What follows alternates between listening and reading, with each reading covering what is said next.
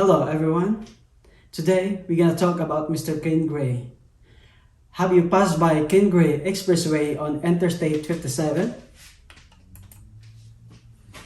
Or have you been in Kenneth Gray Federal Building in Benton? Or Kenneth James Gray Post Office in West Frankfort?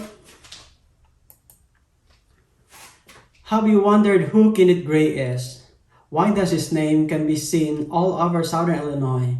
Most of us live or still living in Southern Illinois have passed by Kenneth Gray Expressway, have seen or visited Rend Lake, and attended Rend Lake College, which is located on Ken Gray Expressway.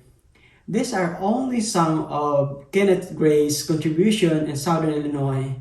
While he was the Illinois representative and Congress for almost 2 decades, I lived in Southern Illinois for more than 10 years, visited Rend Lake multiple times, and have been attending Rend Lake College that I have seen Kenneth Gray's name in these areas.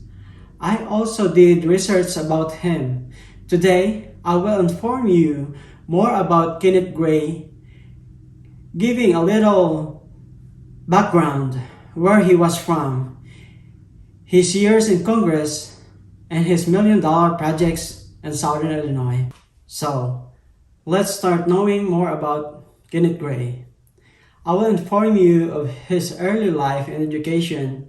Kenneth Gray was born on November 14, 1924 in West Frankfort, Illinois. He attended West Frankfort and Pope County Elementary Schools and graduated from West Frankfort Community High School. According to Daily Republican News article, Gray did not attend college. Instead, he educated himself. It is noted that he enlisted during World War II at young age by exaggerating his age to 18.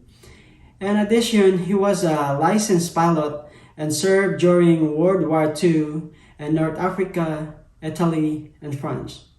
Mr. Gray was also a driver to Dwight Eisenhower. During the World War, as documented in Pass the Plate, biography of Mr. Gray, he was also a car salesman, magician, and an auctioneer. After learning Gray's early life, education, and career, let's proceed to his life in Congress.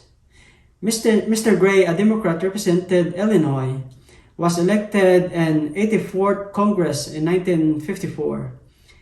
He was re-elected 9 times and served for almost 20 years. As noted in New York Times article online, Mr. Gray retired 1974 due to blood pressure issue. He again was re-elected 1984, served for 2 terms only because of muscle disorder. Mr. Gray received a standing ovation after his major speech as freshman in Congress.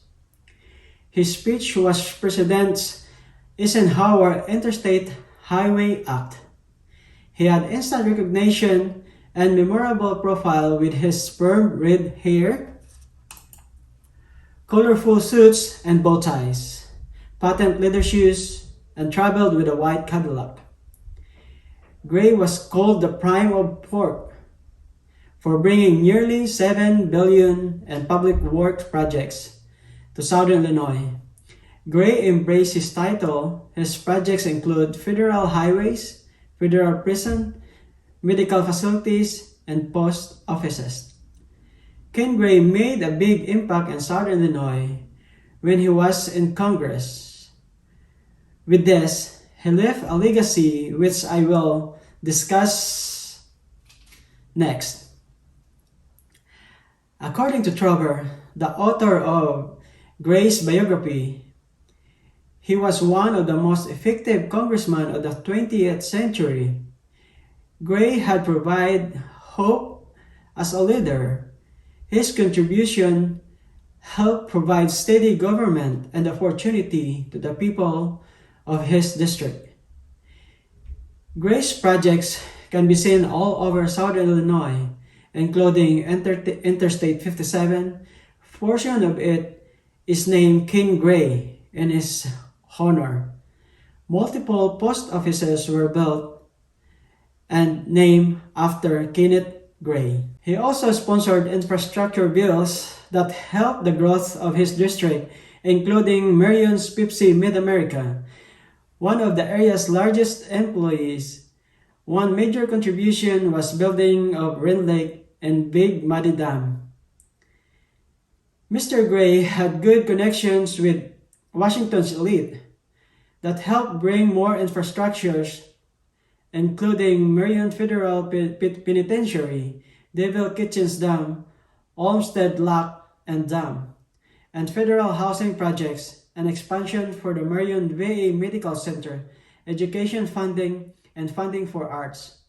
Overall, Kenneth Gray made a big impact in Southern Illinois through his projects that continues to benefit the people. In conclusion, Kenneth Gray's tremendous contribution had helped and continue to benefit to the people of Southern Illinois.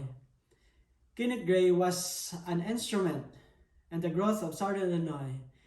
Even after his death in 2014, his legacy and memory will be remembered by his constituents through his work.